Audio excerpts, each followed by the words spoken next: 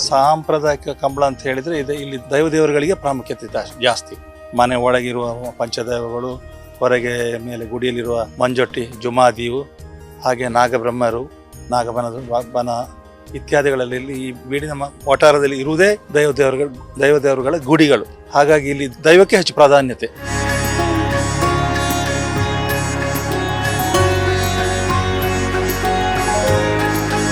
ತುಳುನಾಡಿನ ಆರಾಧನಾ ಜಾನಪದ ಕ್ರೀಡೆಯಾದ ಕಂಬಳ ಕಾಲಕ್ರಮೇಣ ವಿಭಿನ್ನ ರೂಪಗಳನ್ನು ಪಡೆದಿದೆ.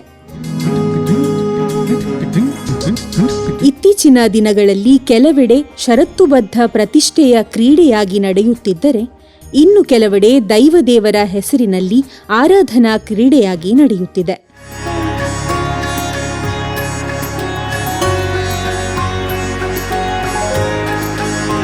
ಕರಾವಳಿ ಪ್ರದೇಶದ ಹೆಚ್ಚಿನ ಅರಸು ಮನೆತನಗಳಲ್ಲಿ ಕೃಷಿ ಚಟುವಟಿಕೆಯ ನಂತರ ಕಂಬಳ ಪವಿತ್ರ ಸಂಪ್ರದಾಯವಾಗಿ ನಡೆದು ಬಂದಿದೆ.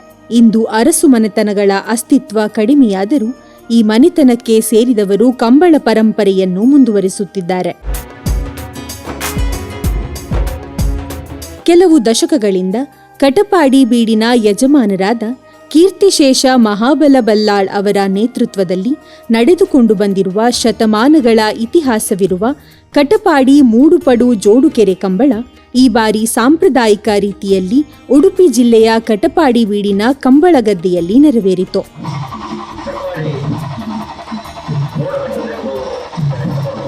ಹಗ್ಗ ಕಿರಿಯ ವಿಭಾಗದಲ್ಲಿ ಸ್ಪರ್ಧೆಗಳು ಜರುಗಿದ್ದು, ಹಲವು ಕೋಣದ ಮಾಲೀಕರು ತಮ್ಮ ಕೋಣಗಳನ್ನು ಓಡಿಸಿದರು. ಈ ಬಾರಿ ಸಂಭ್ರಮಕ್ಕಿಂತ ಭಕ್ತಿಗೆ ಒತ್ತು ನೀಡುತ್ತಾ ತುಳುನಾಡಿನ ಸಂಸ್ಕೃತಿ ಮತ್ತು ಪರಂಪರೆಯನ್ನು ಮತ್ತೊಮ್ಮೆ ಸ್ಮರಿಸಿದೆ.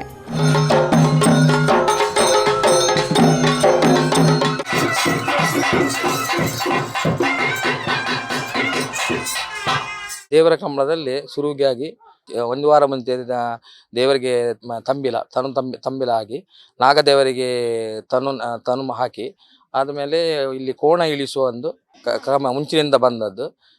ಶುರುವಿನದಾಗಿ ಕಟಪಾಡಿ ಬೀಡಿನ ಕೋಣಗಳು ಗದ್ದೆಗೆ ಇಳಿಯುವುದು, ಆದಮೇಲೆ ಊರಿನ ಕೋಣ ಎಲ್ಲ ಸ್ಪರ್ಧೆ ಅಂದರೆ ಮುಂಚಿನ ಇದು ಇಳಿತಾರೆ. ಆದಮೇಲೆ ಇದಾದಮೇಲೆ ಕುದಿ ಹಾಕುವ ಕ್ರಮ. ಕುದಿ ಹಾಕಿದ ಮೇಲೆ ಇಲ್ಲಿ ಯಾವುದು ಕೋಣಗಳು ಬೇರೆ ಕೋಣ ಇಳಿಲಿಕ್ಕಿಲ್ಲ. ಕುದಿ ಅಂದರೆ ಆ ಕುದಿ ಹಾಕಿದ ಮೇಲೆ ಊರಿನಲ್ಲಿ ಯಾವ ಕೆಲಸಗಳು ಆಗಲಿಕ್ಕೆ ಇಲ್ಲ. ಸಭೆ ಸಮಾರಂಭ ಮದುವೆ ಎಂಥದ್ದಾಗಲಿಲ್ಲ. ಆದಮೇಲೆ ಕಂಬಳ ಆಗಿ ಬೆಳಿಗ್ಗೆ ಕಟಪಾಡಿ ಮೂಡಬಿಟ್ಟು ಗುತ್ತು ಮನೆತನದ ಕೋಣ ಬರಲಿಕ್ಕುಂಟು, ಹಾಗೆ ಕಟಪಾಡಿ ಅಚ್ಚಡ ಮನೆತನದ ಕೋಣ ಬರಲಿಕ್ಕುಂಟು, ಹಾಗೆ ಅಂಬಾಡಿ ಬಡಗು ಮನೆ ಕೋಣಗಳು ಬಂದು ಕೋಣ ಇಳಿದು ಮೂರು ಸುತ್ತು ಕೋಣ ಇಳಿದಾದ್ಮೇಲೆ ಕಟಪಾಡಿ ಬೀಡಿನ ಕೋಣಗಳಿಗೆ ಇಳಿಯುವ ಕ್ರಮ. ಅಂದರೆ ಅದರ ಮುಂಚೆ ಅಲ್ಲಿ ಪಟ್ಟಚಾವಡಿ ಎದುರು ಬಂಟ ದೈವ ಬಂದು ನರ್ತನ ಮಾಡಿ ಒಂದು ಸಲ ಆದಮೇಲೆ ಮತ್ತೆ ಕೋಣಗಳನ್ನು ಹಟ್ಟಿಯಿಂದ ಬಿಟ್ಟು, ಆ ಹಟ್ಟಿಯಿಂದ ಬಿಟ್ಟಾದ್ಮೇಲೆ ಎದುರಿಗೆ ಬಂದು ಅಲ್ಲಿ ದೆಯ್ಯಂದಿನ ಅಂತ ದೇವರುಂಟು, ಅಲ್ಲಿ ಕೋಣಗಳನ್ನು ನಮಸ್ಕಾರ ಹಾಕಿ ತದನಂತರ ಎದುರು ಬಂದು ಪಟ್ಟಚಾವಡಿ ಎದುರು ಕೋಣಗಳಿಗೆ ಹಗ್ಗನ್ನು ಬಿಡೋದು. ಅಲ್ಲಿ ಕಟಪಾಡಿ ಬೀಡಿನ ಯಜಮಾನರೆಲ್ಲ ಸೇರಿ, ಗುತ್ತು ನಮ್ಮ ಮನೆತನದವರೆಲ್ಲ ಸೇರಿ, ಬೀಡಿನ ಕುಟುಂಬಸ್ಥರೆಲ್ಲ ಸೇರಿ ದೈವಗಳಿಗೆ ಪೂಜೆ ಎಲ್ಲ ಮಾಡಿ, ದೈವಕ್ಕೆ ಪೂಜೆ ಮಾಡುವ ಮುಕ್ಕಾಲಿ ಅಂತ ಹೇಳ್ತಾರೆ, ಅವರು ಬಂದು ಆ ಎರಡು ಗಿಂಡಿಯಲ್ಲಿ ನೀರನ್ನು ಅಂದರೆ ತೀರ್ಥ ಅದು ಹಾಕಿ ಕಟಪಾಡಿ ಬೀಡಿನ ಕೋಣಗಳಿಗೆ ಹಾಕಿ ಗಂಧ ಎಲ್ಲ ಹಾಕಿ ಕೋಣಗಳನ್ನು ಕರ್ಕೊಂಡು ಹೋಗೋ ಕ್ರಮ.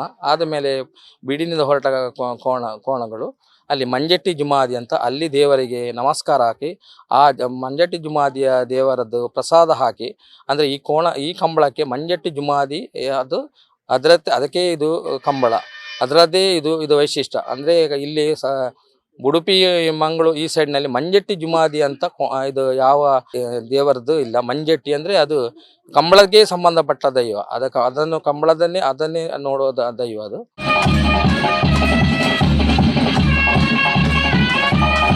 ಕಂಬಳದ ಎದುರುಗಡೆ ಅದರದ್ದು ಚಪ್ಪರ ಉಂಟು.